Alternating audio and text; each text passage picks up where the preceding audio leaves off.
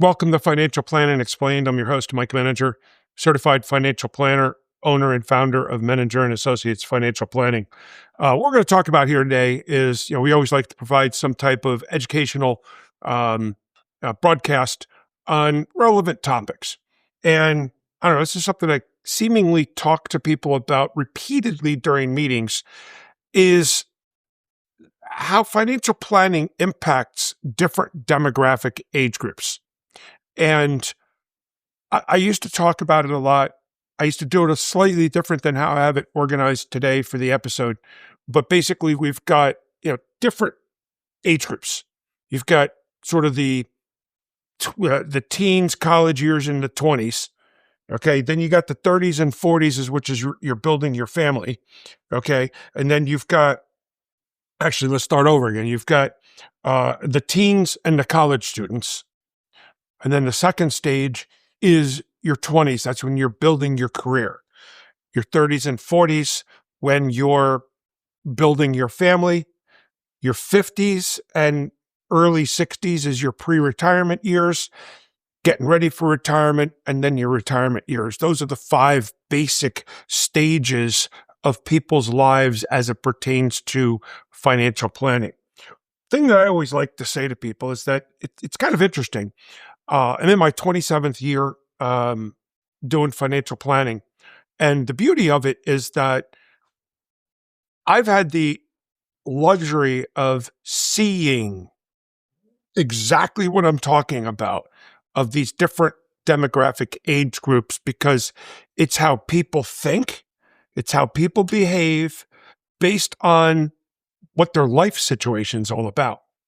And what gets even better is that in the 26 plus years that I've been doing this, is not only do I get to observe these, but I get to literally watch people moving from one to another, which solidifies it. Now, we're not going to talk about this today, but one of the things that I always reference is it's kind of weird. Talk to any eye doctor, and they're going to tell you it's funny. It's right around the ages of 40 to 42 that your near-term vision goes and you have to start getting reading glasses. And I was lucky with that regard. I didn't need reading glasses until long after that, but separate issue. What I always say is that it is right around 60 plus or minus 2 that people begin to get tired and tired of it. And I'm talking about working. And that's when people remarkably all of a sudden say, man, I can't wait to hang up my cleats. I can't wait to retire, et cetera, et cetera. Or worse yet, they get laid off sometime during that period. And if they haven't done good financial planning all along the way, trust me when I tell you, you see it all the time, even though I shouldn't probably say this, but age discrimination exists in the workplace, but no one is willing or smart enough to admit it. Okay. So you're 58 years old, you get laid off. Trust me, it is highly unlikely that you're going to be able to find another job that provides the same level of income that you had.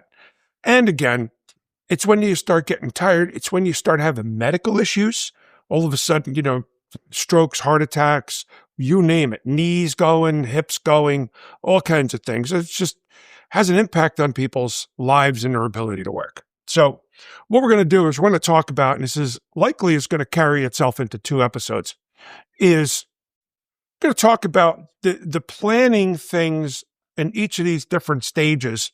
And I used to call it the 20s, 30s, the 40s, the 50s, the 60s, and 70s. But what I then did is I did a chat GPT looking up and saying, hey, what type of questions could we be asking? And then what it did is it kind of recategorized mine by decade, and it went in stages. Like, all right, well, I can do it in stages. So what I'm going to be doing is talking about, for each stage, the things that people have going on in their lives as it pertains to that, as well as the financial planning topics, techniques, issues, strategies, and then follow up with each stage with what ChatGPT says are great questions to ask. So let's get started. All right. So first stage, it's your teens and your college, and basically your high school and college. It's a very impressionable age. Okay. Kind of wish I could go back to that because you have very little in the form of responsibility, except the reality of it is your main responsibility, quite frankly, is to do well in school. Okay. To graduate high school. And if you're going to college, to graduate college, because you graduate college, you get the degree. Now, I'm one who always said, the degree is only a piece of paper. It's you, but it's the degree that gets you in the door for the interview, okay, so that you can get the job. And after that, it's all on you, okay? But during those years, they're very formidable years. And so what do you do from a financial perspective during those years? Well, one thing's for certain, that's the time to learn a little bit about finance, even though it doesn't really have a whole lot of impact on you. But it is very important to understand habits, okay? The development or avoidance of, the development of good habits and the avoidance of bad habits.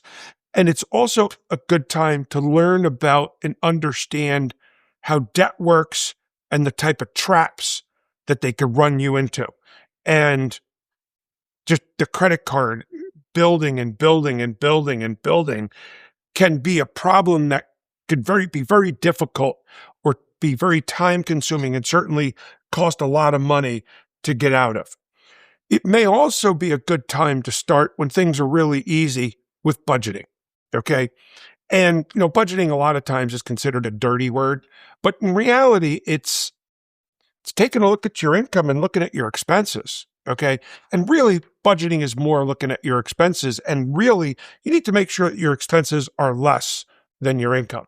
Otherwise, you're having to go into debt or borrowing from the bank of mom and dad or everything else like that.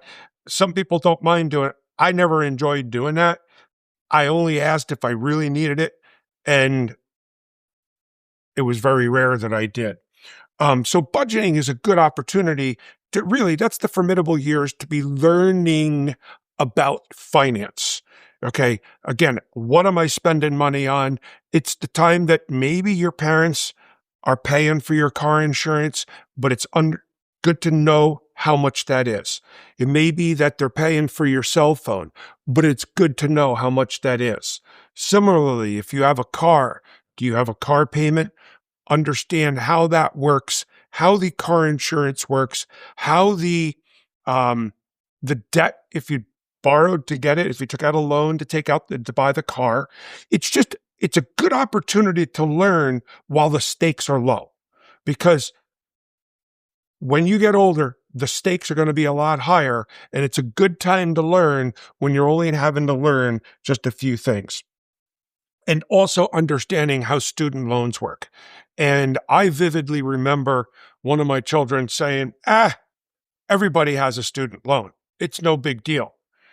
Well, after one semester of $35,000, had we kept that up and it would have been $280,000, trust me when I tell you that student loan debt was worse than our mortgages, or would be even worse than a mortgage, because that's $280,000 that's going to be due in 20 years, whereas a mortgage might be $300,000 or $400,000 due in 30 years.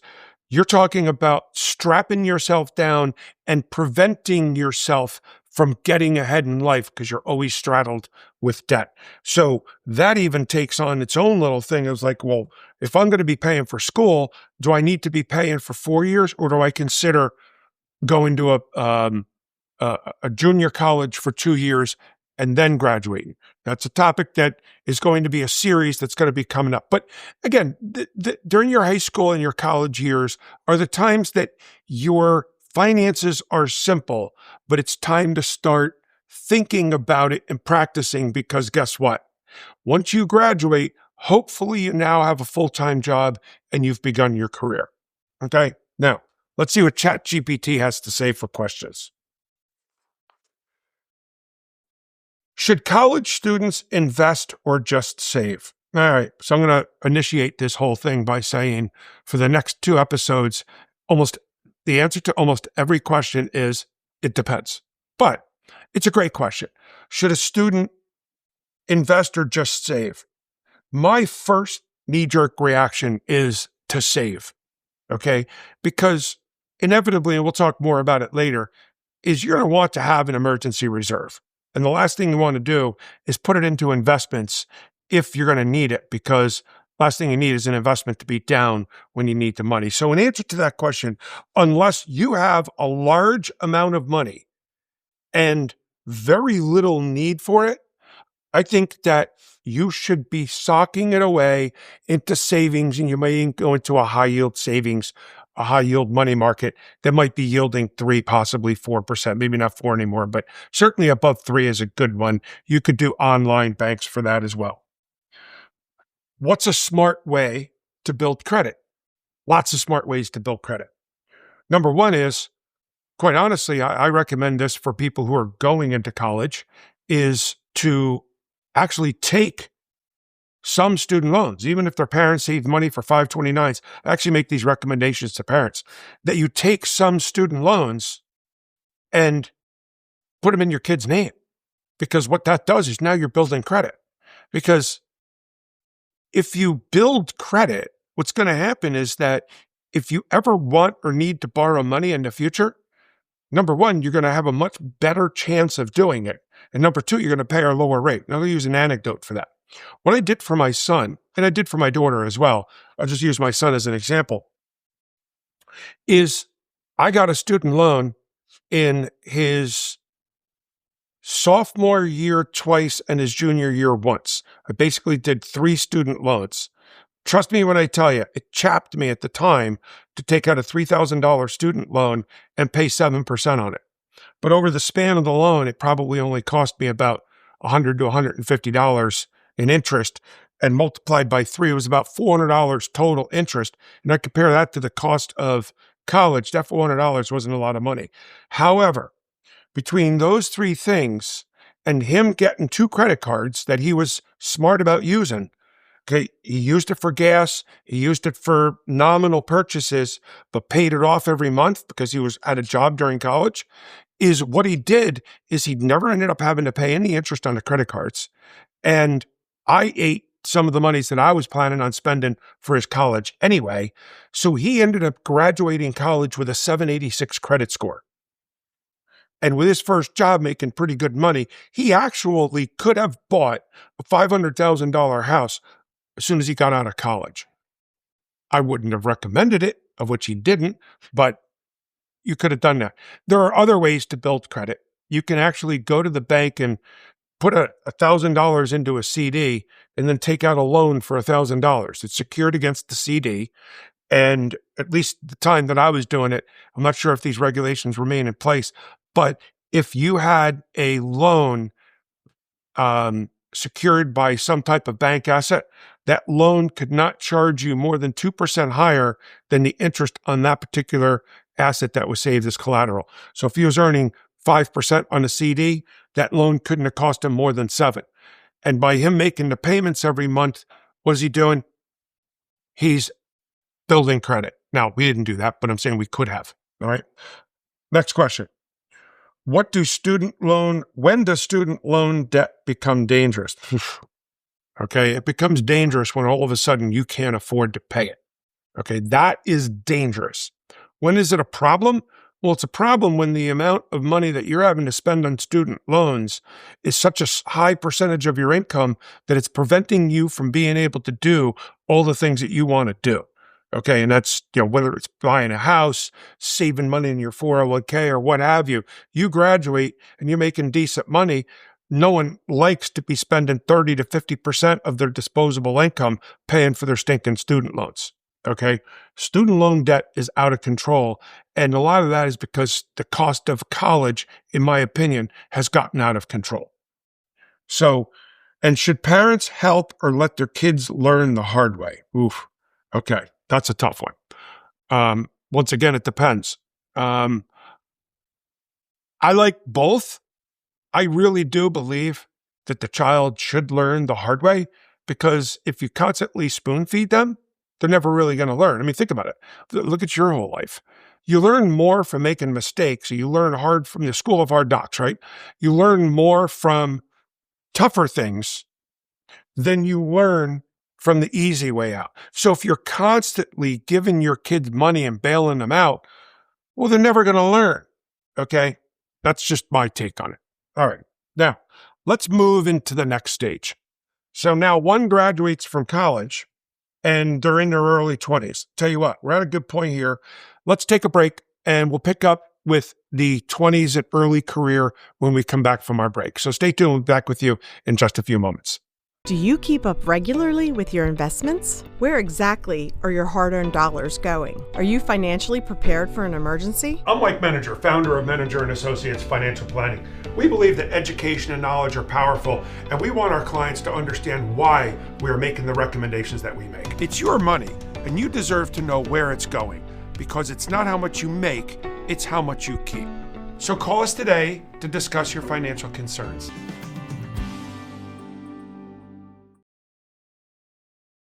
Welcome back to Financial Planning Explained.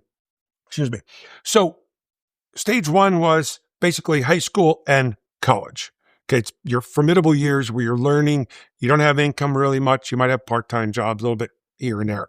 But now you've graduated from college, graduated high school, whatever. You're now a full-time working stiff. Okay. Ideally, you're going to college. That's your goal, is to become a full-time working stiff. Now, all of a sudden, in reality, dude, you're taking down money that you've never seen before. Okay. $50,000 a year to a college student. And I don't know if that's average, but I'm going to call it average.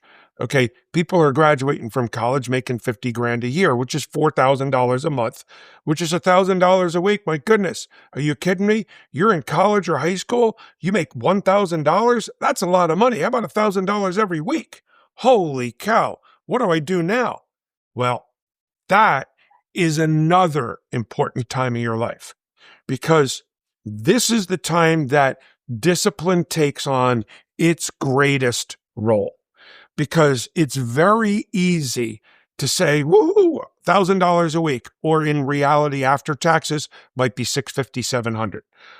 $700, holy cow, you made $100 a week on a busy week when you were in high school or college. Now you're getting $700?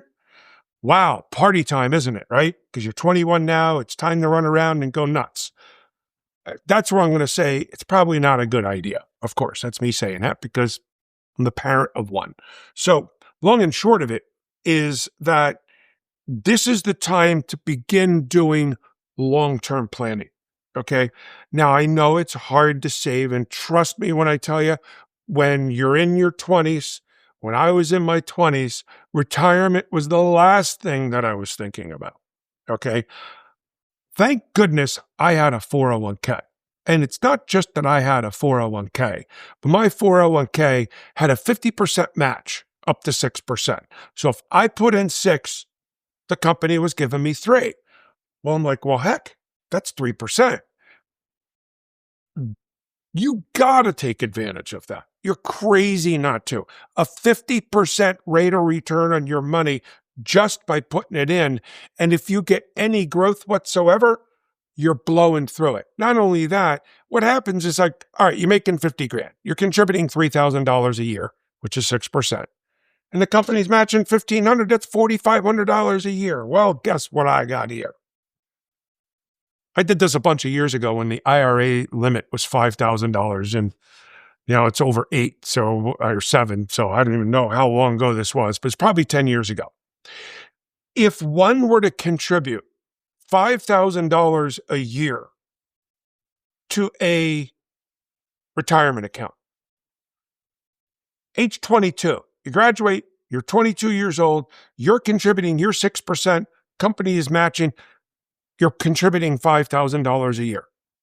If you put that into the stock market, which has a long-term historical rate of return of about 12%, okay? If you earned 12% on your money and you contributed $5,000 a year, in 35 years, when you're 57, you have $2.4 million in your account. Like, Wow. 57 years old and you got $2.5 million? Holy cow. That is a ton of money. And all that was you putting in 6% of your pay into the 401k and getting a company match.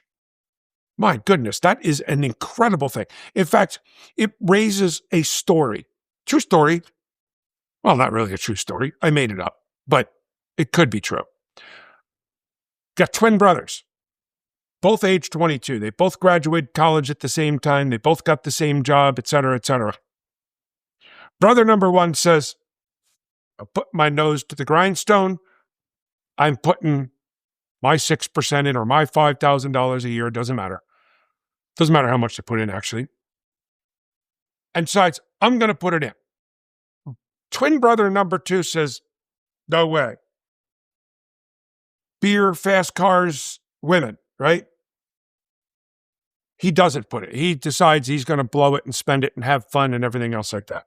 Well, kick the can down the road and we look 8 years later. We fast forward 8 years later. The brother number one who's been contributing said, you know what? I'm not contributing anymore. Brother number two says, whoa, man, I missed 8 years.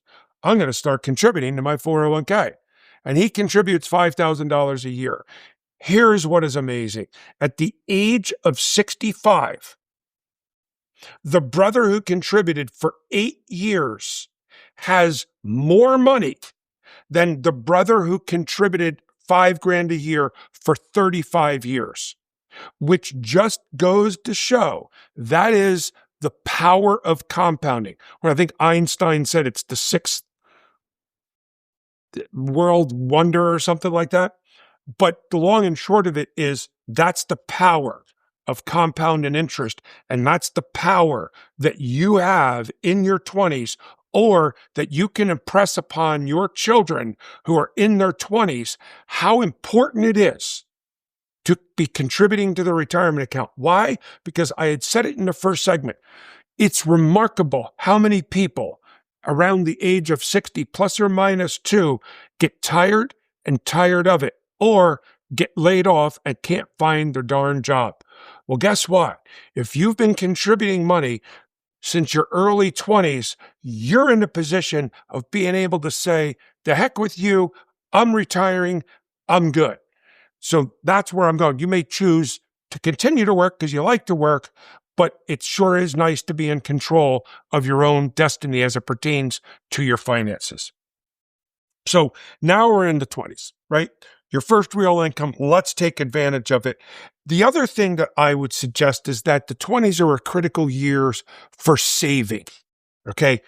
I just gave you the example of saving for college, but now really most people are thinking about 3 things: marriage, kids, and buying a home, which we'll talk about stage 3, but you get married, it's going to cost you money to get married, whether you're paying for the wedding, your parents paying for the wedding, it costs money.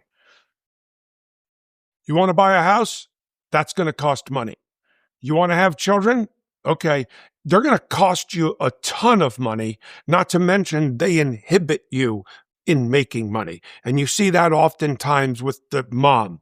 Mom stays home. She gives up her career to stay home. And that's not a sexist remark. It's just standard, okay? I mean, you have Mr. Moms, you have plenty of them out there, but oftentimes one individual is going to be staying home to raise the kids. And if you're not, then guess what? You're picking up a pretty sizable amount, $1,000 to $2,000 a month just in daycare costs, not to mention diapers and then all of a sudden soccer, baseball, all that fun stuff. Trust me when I tell you, that all is expensive. Now, one of the things that I had personally said is I did not want to have children until after I had my home, because if I had children, it would have impeded me in being able to save for a home. I was lucky enough to be able to save money. Lucky, okay. I saved enough money to get a down payment on a home, which coincidentally happened to be within 1 week of getting married. And, year and a half later, now I'm having children. Okay. If I had children first, I probably would have never been able to buy that home. Okay. So now is the time to really consider starting to save up the money for buying the home. Okay. Which then raises the question, and I hear this all the time. It's a little bit of a side shoot. Well, I should buy the home sooner and not rent. Not so fast, because renting is actually smart. If people say, I'm just throwing my money away, guess what? You own a home, you're throwing money away anyway. Why are you throwing the money away? Because you're throwing away money for interest. You're throwing away money for the taxes. You're throwing away money for homeowners insurance. You're throwing away money for all of the repairs. Trust me, owning a home is more expensive than renting, but the advantage you have for owning a home is it's the American dream. Okay. Not only that, but part of your mortgage payment is actually going towards the principal. And what's also happening is the value of your home is growing. But whenever you buy and sell a home, you have to have the home value increase by 10% to break even. Why? Because you got to pay closing costs on the front end, and on the back end, you're paying a 1% transfer tax plus the 6% realtor tax on an elevated value. You have to have a 10% increase or else you run the risk of losing money. So all I can tell you is don't automatically feel as though you're throwing money away at rent. If you have the ability to rent and sock money away for eventually buying a house, don't buy a house unless you anticipate that you're going to live there for at least 5 to 8 years. All right. The other thing too about buying a house is it restricts you from being able to say, oh, I got a job in another state or 30 or 50 miles away. You own a home, you're kind of sort of stuck there. All right. The other thing that happens in your 20s is now is the time to also build an emergency reserve. Okay. Financial planning techniques say 3 to 6 months of expenses, not income. And I've heard people say income. Well, if you're making $10,000 a month and your expenses are only 4, you lose your job. You need to replace the 4, not the 10. Okay. So it's generally 3 to 6 months. And then from there, 6 months, if your job is not very, it's volatile, it's not very secure, and you're going to have a hard time finding another one. That's when you want to have more. If you're in a highly touted nurses, everyone needs a nurse. Okay. So guess what? You could probably get away with a lesser amount, but you always got to be cautious about insurance. And by the way, when you're in your 20s, now's the time to start thinking about protecting yourself. Life insurance, not as much, because life insurance is based upon other people relying on you for your income. Well, if you're single and you pass away, there's nobody relying on you except if your parents have a loan. If your parents have a student loan on you and you die, they're stuck with the loan. Okay. But you really want to build the emergency reserve. You want to make sure that you're adequately insured for disability insurance and medical insurance, because the last thing you need to have is an emergency wipe you out. Okay. And so then the other question is, do you contribute to your 401k? And the answer is absolutely yes. You really need to understand the rules of the 401k match. And then the question is, do you invest aggressively? And the answer is unequivocally yes. My goodness. If you really look at investing, time is on your side when you're in your 20s, even your 30s and 40s. Time is on your side if it's retirement money. There's been no period where the stock markets have been down for 10 years. And in fact, if you look at the history of the stock market was down 3 times, 50%, lost half of its value. Interestingly enough, 2 of them occurred within the same 10-year period, between 2000 and 2002 and then 2008. You had 2 50% drops within the same 10-year period, yet the stock market went up. Okay. So over the long haul, the big difference between if you're contributing 5% for 35 years, $5,000 a year for 35 years. If you were to earn 12%, we talked about this early, you're going to have $2.4 million. But if you say, well, I want to be safe, and you earn 4%, you're going to have $382,000. 2.4.4. Obviously, it is recommended that you consider to invest aggressively if you're saving for retirement. So let's answer a couple questions here from Mr. GPT, and then we'll have to move on to the next one. So how much emergency fund is enough? Okay, well, there we go. We just talked about it. 3 to 6 months based upon what your expected, how secure your job is. And if you lose your job, how quickly can you get another one? And oh, by the way, if you are disabled, how good is your disability coverage? Should they invest aggressively? How about that? They're asking my question. Answer my questions. The answer is yes. I personally believe investing aggressively is the right thing to do at your younger ages, as I pointed out before. Is buying a home always smart? My goodness, it's almost as if I knew these questions were here, which I didn't, believe it or not. Well, is it smart? I mean, smart if you know that you're going to be there for at least 5 to 8 years and you know that you're not going to be moving jobs more than 10 or 20 miles away. So anyway, that wraps up the first 2 stages. What we're going to do is we're going to pick up in next week's episode. We're going to be talking about the last 3 stages of your lifetime as far as financial planning and different age groups. So we'll be back with you. I hope you learned something today. I look forward to seeing you on the next episode where we can go through the rest of the stages. Thank you. You have a wonderful day and a wonderful week.